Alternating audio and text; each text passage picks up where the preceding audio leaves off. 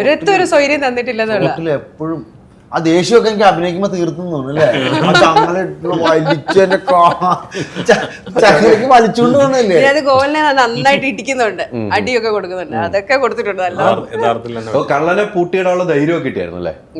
അതൊക്കെ ഉണ്ട്.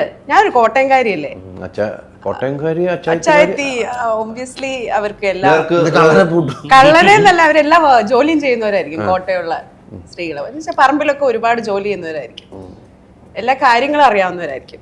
ഭാഗ്യദേവത സിനിമ ഒരു ഡയലോഗില്ലേ, അല്ല പറമ്പിലെ ജോലിയൊക്കെ ചെയ്യണത് എനിക്ക് അത് ആ ഒരു എക്സ്പീരിയൻസ് ഉണ്ടെന്ന് തോന്നി. കാരണം ആ സിനിമയിൽ സീരിയസ് ആ വാഴ വെട്ടുന്നതാണെന്നും കൈക്കൊണ്ടെടുക്കുന്ന കാണുമ്പോഴൊക്കെ അതിന്റെ ഒറിജിനാലിറ്റി ഉണ്ട്. ഞങ്ങൾക്കൊക്കെ ചെറുപ്പത്തില് അങ്ങനെയാ, അവധിക്കാലത്ത് കുറച്ച് ജോലിയൊക്കെ തരും ഇങ്ങനത്തെയൊക്കെ, അതൊക്കെ ചെയ്യണം. വീട്ടില് ഞങ്ങള് 3 മക്കളാ, കുറച്ച് ജോലികൾ തരും. NSS ക്യാമ്പോ അതൊക്കെ പോലെയായിരുന്നു, തൊഴിലുറപ്പ് പദ്ധതിയോ അതൊക്കെ പോലെയായിരുന്നു, വീതിച്ചായിരുന്നു. പക്ഷെ ഒരു സിനിമയിലേക്ക് വരുന്നവർ പല സിനിമകൾ ചെയ്തു, പ്രോഗ്രാംസ് ചെയ്യുന്നുണ്ട് അല്ലെ, പല മേഖലയിൽ നിൽക്കുന്നുണ്ട്. വേണ്ടത്ര സിനിമകളിലേക്ക് ശ്രദ്ധ പതിക്കാതെ വേറെ മേഖലയിലേക്ക് കൂടുതൽ ശ്രദ്ധയിലേക്ക് പോകുന്നുണ്ട്. ഇപ്പൊ ഈ ഒരു സിനിമ വന്നു കഴിയുമ്പോൾ അതിനൊരു മാറ്റം സംഭവിക്കുന്നു ചിന്തിക്കുന്നുണ്ടോ നമ്മുടെ കഥാപാത്രങ്ങളിലേക്ക്? ചിന്തിക്കുന്നതിൽ കൂടെ ആഗ്രഹിക്കുന്നുണ്ട്, സംഭവിക്കട്ടെ അങ്ങനെ. കാരണം സിനിമ എല്ലാവരുടെയും വലിയൊരു ആഗ്രഹങ്ങളാണ്. അത് ഏതൊരു വ്യക്തിക്കും നമ്മൾ ചെയ്യുന്ന ഏറ്റവും പീക്ക് സാധനം എന്ന് പറയുന്ന കലാകാരന്മാർക്ക് സിനിമ തന്നെയാണ്. അതിനകത്ത് സക്സസ് ആകുക എന്നുള്ളതാണ് എല്ലാവരുടെയും ആഗ്രഹം. ഡയറക്ടർ ആണെങ്കിലും DOP ആണെങ്കിലും ആക്ടേഴ്സ് ആണെങ്കിലും. അപ്പോൾ അത് സംഭവിക്കട്ടെ, എല്ലാവരുടെയും ആഗ്രഹമല്ലേ അത്. നമ്മൾ എന്ത് ചെയ്യുന്നതിലും സക്സസ് ആകണമെന്ന് ആഗ്രഹിക്കുന്നവരല്ലേ.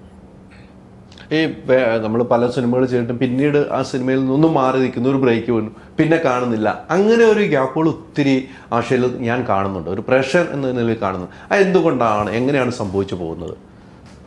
ഞാൻ ഇടയ്ക്കിടയ്ക്ക് സ്ക്രിപ്റ്റുകൾ കേൾക്കാറുണ്ട്. അപ്പം സ്ക്രിപ്റ്റിൽ ചില കാര്യങ്ങൾ എനിക്ക് ബുദ്ധിമുട്ടുള്ളത് വരുമ്പോൾ ഞാൻ ചിലത് മാറാറുണ്ട്.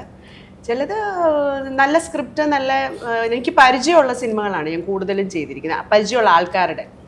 അപ്പം എനിക്കും കുറച്ച് കംഫർട്ടബിൾ ആവും.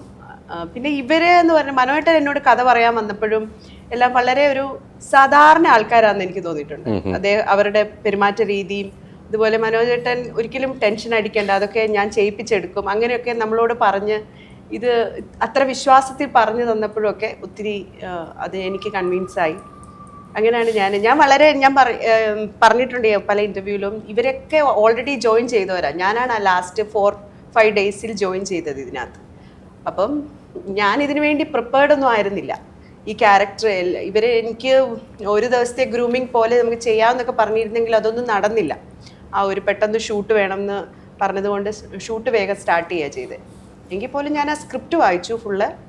എന്നിട്ട് ആദ്യത്തെ ഞാൻ പറഞ്ഞു, 2ാമത്തെ ദിവസമൊക്കെ ആയപ്പം ഞാൻ കാരണം ഇവർക്കൊരു ബുദ്ധിമുട്ടാകുമോ എന്നൊക്കെ ഉണ്ട്. ഞാൻ മനോഹരനോട് എന്ന് പറഞ്ഞു, മനോഹര വേറൊരാളെ നോക്കുന്നോ, ഞാനിതിൽ നിന്ന് മാറട്ടെ എന്ന് ചോദിച്ചു. അപ്പം എന്നോട് പറഞ്ഞു, എൻ്റെ മുഖത്തോട്ടൊന്ന് മനോഹരൻ നോക്കിയിട്ട് പറഞ്ഞു, എന്നതായി പറയുന്നതെന്നൊക്കെ ചോദിച്ചു. അപ്പൊ എനിക്ക് മനസ്സിലായി ഇവർ ഓക്കെ ആണ്.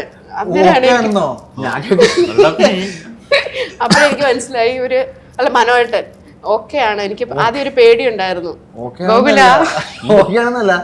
മനസ്സിലായില്ലേ പെട്ടെന്ന് ഇനി മാറ്റാൻ പറ്റും. സാധാരണ ഒരു സാധാരണ സിനിമയാണെങ്കിൽ മാറ്റാൻ പറ്റും, പ്രൊഡ്യൂസറാണെന്ന്. ഇതിപ്പോ ഗവൺമെന്റിലെ പ്രൊഡ്യൂസർ, പിന്നെ കൂടെ ആളെ മാറ്റി കളിക്കാനൊന്നും പറ്റുന്നില്ല.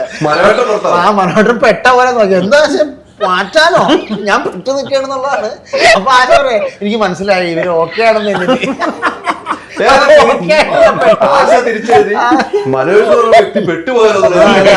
മനോഹരനെ നോക്കിയപ്പോ എനിക്ക് മനസ്സിലായി ഞാൻ മനോഹരന്റെ സിനിമയ്ക്ക് ഓക്കെ ആണെന്ന്. എവിടെ എന്നോട് പറഞ്ഞത് അതായിരിക്കും. ചോദിക്കുക വാട്സാപ്പ് വഴി ഇംഗ്ലീഷ് പഠിക്കാൻ ഇംഗ്ലീഷ് കഫേ ഉള്ളപ്പോൾ ഇംഗ്ലീഷ് ഒരു വിഷയമേ അല്ല. English cafe, we present you the perfect English. WhatsApp now 9633 888 575.